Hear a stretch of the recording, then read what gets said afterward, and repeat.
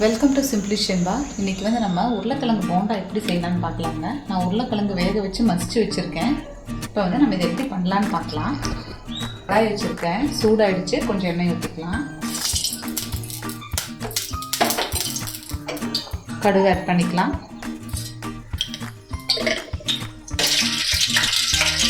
கருவேப்பிலை ஆட் பண்ணிக்கலாம். அது கூடவே பெரிய வெங்காயம் ஒன்று ஆட் பண்ணிக்கலாம்.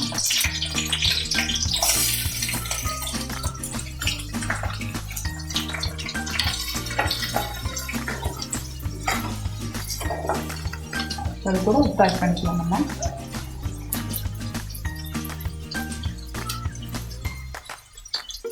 கூடவே மஞ்சள்தூள்,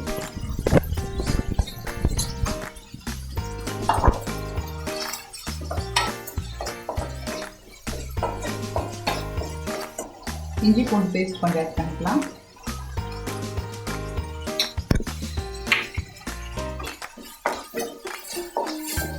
அது கூட ஒரு தக்காளி ஆட் பண்ணிக்கலாம்.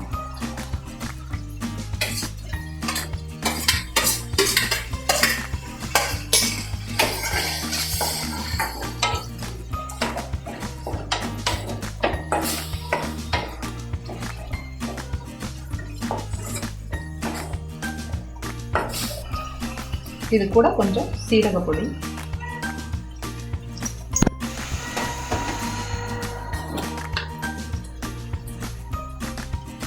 மிளகாத்தூள் கொஞ்சம்,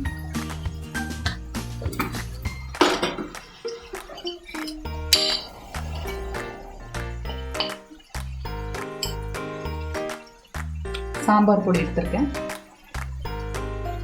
உங்களுக்கு சாம்பார் பொடி வேண்டாம்னா நீங்கள் மிளகாத்தூளே எக்ஸ்ட்ராவாக ஆட் பண்ணிக்கோங்க. மல்லித்தூள் ஒரு 1/4 ஸ்பூன் எடுத்துக்கோங்க, போதும்.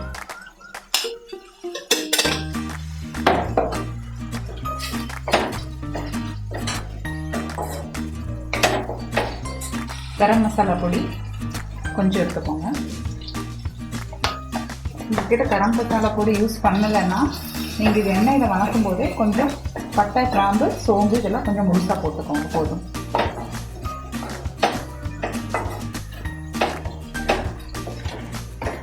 இப்போ இது கூட நம்ம மல்லித்தலையும் புதினாவும் சும்மா 2ஆக கட் பண்ணி வச்சுருக்கேன், அதையும் இது கூட ஆட் பண்ணிக்கலாம்.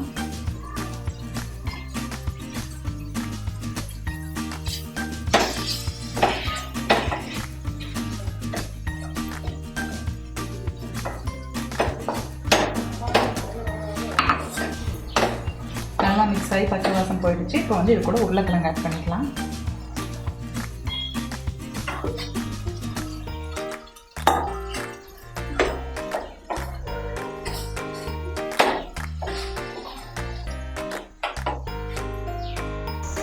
நல்லா வணக்கி வச்சுங்க. இது சூடு ஆறுனதும் நம்ம இப்போ சின்ன சின்ன உருண்டையாக பிடிச்சி எடுத்துக்கலாம். அதுக்கு முன்னாடி இதை நம்ம எண்ணெயில் போட்டு எடுக்கிறதுக்கு மாவு ரெடி பண்ணிக்கலாம். நான் கடலை மாவு கொஞ்சம் எடுத்துருக்கேன்.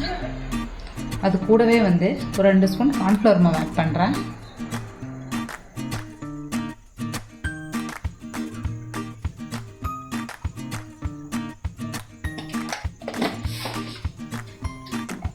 இதில் கொஞ்சம் உப்பு ஆட் பண்ணிக்கலாம்.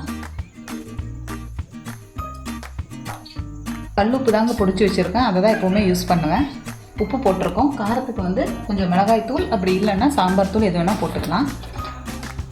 நான் கொஞ்சம் மிளகாய் தூள் ஆட் பண்ணுறேன். லைட்டாக போட்டால் போதும், ஏன்னா அதுலேயும் கொஞ்சம் காரம் இருக்குது. தண்ணி ஆட் பண்ணி மிக்ஸ் பண்ணிக்கலாம்.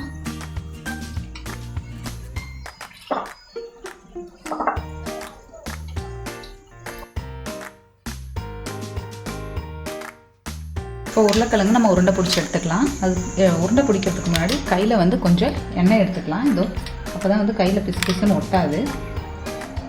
எண்ணெய் எடுத்துகிட்டு இதை சின்ன சின்ன உருண்டையாக உங்களுக்கு எந்த சைஸுக்கு வேணுமோ அந்த அளவுக்கு உருண்டை பிடிச்சிக்கோங்க.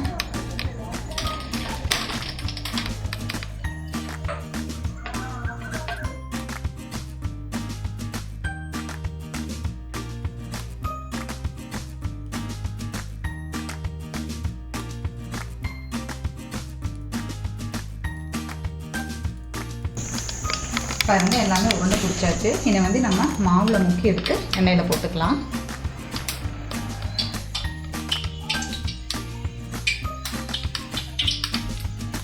இது நம்ம கடை மாவில் வீட்டிலேயே இது பண்ணுறது தான். எண்ணெய் சூடாகிடுச்சு, போட்டுக்கலாம்.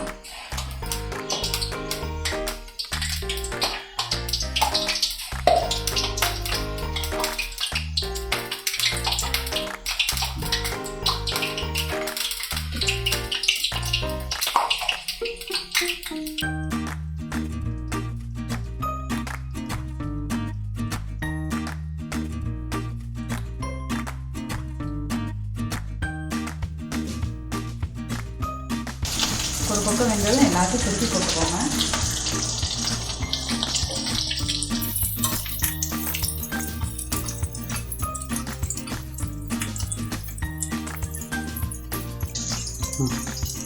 போண்டா நல்லா வெந்துருச்சுங்க, நம்ம இங்கே எடுத்துக்கலாம். பாருங்கள், நான் வந்து இதில் கடலை மாவு கான்ஃப்ளவர் மாவு மட்டும்தான் போட்டிருக்கேன். உங்களுக்கு வேணும்னா ஒரு 2 ஸ்பூன் அரிசி மாவு கூட ஆட் பண்ணிக்கோங்க. இதை எடுத்துகிட்டு இதே மாதிரி நம்ம எல்லாமே போட்டு எடுத்துக்கலாம்.